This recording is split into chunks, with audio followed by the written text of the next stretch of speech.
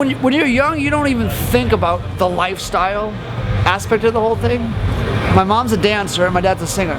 So when I came out of my mom, I used to bang on pots and pans before I could walk. So I'd just be banging on things, and my parents were like, oh, he's gonna be a drummer. So they go through the whole, they buy you the Partridge Family drum set when you're a kid, and you're banging along.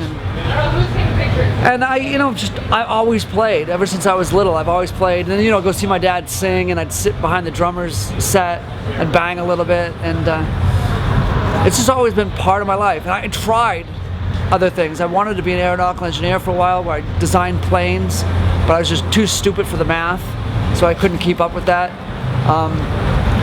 I wanted to be a vet for a while because I loved animals, so I thought, I want to be a vet, that'd be a fun gig. And then every time we'd be driving past like a cemetery, my brothers would go, hey, there are all the pets you helped. So they'd pick on me, so I didn't think of that. I didn't ever thought about the dark side of being a vet. Like, it's not all happy puppies. Pretty bad at my age, whatever, because I knew guys right out of high school that had only played drums for a year, and they were slamming good drummers. Some people just pick stuff up and go with it. And I know other guys that, are programmers, kids in high school, whatever, that know the machines inside and out, and they have a knack for it. I've always been a programmer, and that's what's kept me employed, because I would work and play to a click track and all that kind of stuff. So I'm always trying to learn the next program, and always trying. Last night I have Final Cut Pro, and it's the new one, Final Cut Pro X. So I'm working on that, and it's obviously a vast change from the old one, 7. So I'm working on that, and I love the aspect of you work, and you see it, and there's no waiting on rendering. It all does it in the background. And I really like that. But the hardcore editing guys, are still not going to jump on board with it and stuff like that. But so I got that to learn. I've got a Pro Tools rig on the road that I haven't even set up yet. We've been on the road like 3 weeks now, and I brought speakers and everything. I brought a keyboard, so in my room I could set up and I could learn Pro Tools, because I've been using that for a decade. But I'm not that fast with it. So I want to set that up and work on it. It's like, it's never fast enough. And the bands at my level, guys that work with they want everything quick, done. And the album's a perfect example. Rob went in, did this album, boom, it was gone, it was done. I was like, it blew by me so fast, it was amazing. But that's how he works. He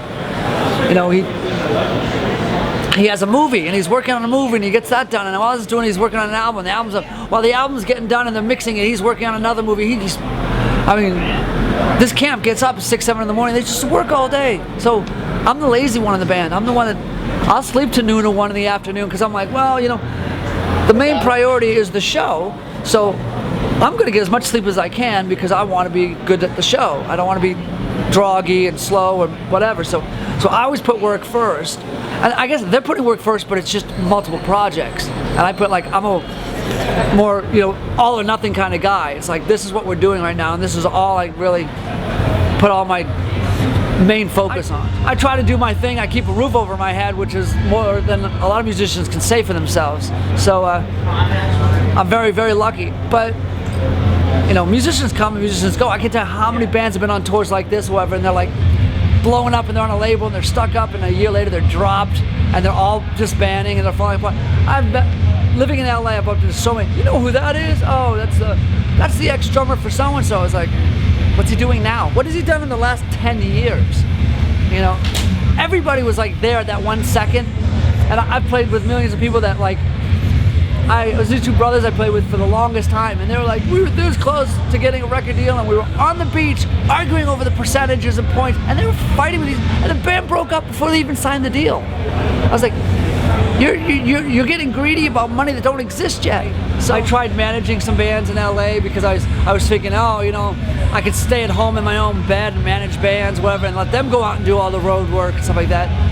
But you end up working and paying money, whatever, for bands that aren't working as hard as you're working, and they end up, like I said, breaking up, and you spent 30 grand putting them in a rehearsal space and giving them tires because their tires are flat, they can't get to rehearsal. And one guy was like, I have a showcase for a major label, I can't make it, I gotta work. I was like, aren't we doing this for the reason of getting signed? And I'm like, yeah, well, if you want to pay me for the day, then I can skip work.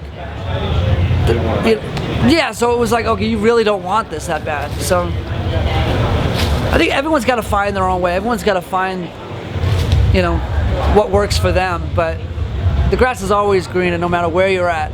You know, everyone wants something more. I paid my dues definitely in the years. I was homeless. I lived in my car. I lived on the beach. I slept in my car. I worked a day job. I've worked a night job. So I've definitely paid my dues to what I got. But if I would have stayed in school for the few years I would have done, everything I've made, I could have made in 2 years versus 20. The biggest idea with that is being happy. Because I'm always happy. I can be happy in a closet. You put me in a closet, I can amuse myself. You wake up, they say, wake up on the right side of the bed, you wake up on the right. People are miserable all the time. I was like, why?